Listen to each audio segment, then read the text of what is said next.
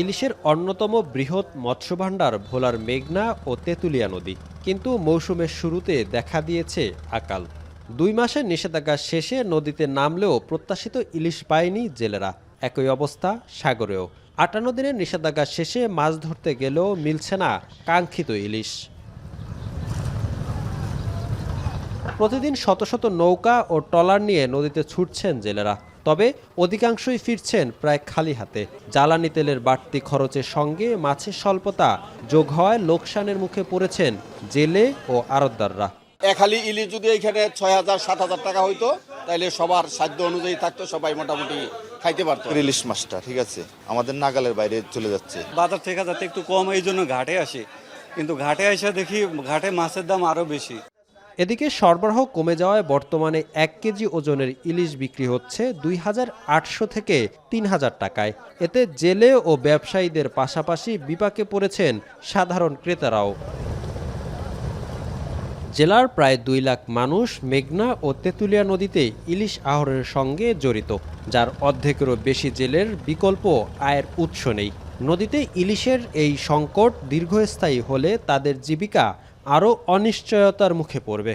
দেশের মোট ইলিশের প্রায় 35% ভোলা থেকে যোগান হলেও অতিরিক্ত দামের কারণে জেলার অনেক মানুষই এখন ইলিশের স্বাদ থেকে বঞ্চিত। নদীতে কোনো মাছ নেই, এখন আমরা খুব দুর্দশায় আছি।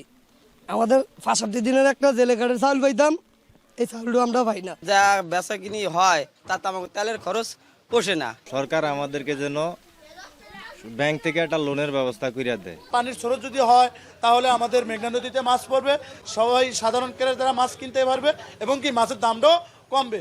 তবে মৎস্য বিভাগ বলছে, জলবায়ু পরিবর্তন, নদীতে ডুবোচরের সৃষ্টি এবং পানির প্রবাহ পরিবর্তনের কারণে ইলিশের গতিপথ বদলাচ্ছে। পর্যাপ্ত বৃষ্টিপাতে নদীতে পানি বাড়লে মেঘনা তেঁতুলিয়ায় ইলিশের সরবরাহ বৃদ্ধি পাবে। জলবায়ু পরিবর্তনের সাথে সাথে ডুবোচর, পানি দূষণ, এগুলো একটা ইলিশের না উঠে আসার একটা কারণ।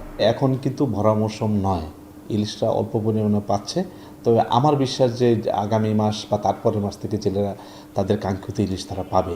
চলতি বছর ভোলা জেলায় ইলিশ উৎপাদনের লক্ষ্যমাত্রা ধরা হয়েছে 1,89,000 মেট্রিক টন, কিন্তু লক্ষ্যমাত্রা অর্জিত হবে কিনা তা নিয়ে উঠেছে প্রশ্ন।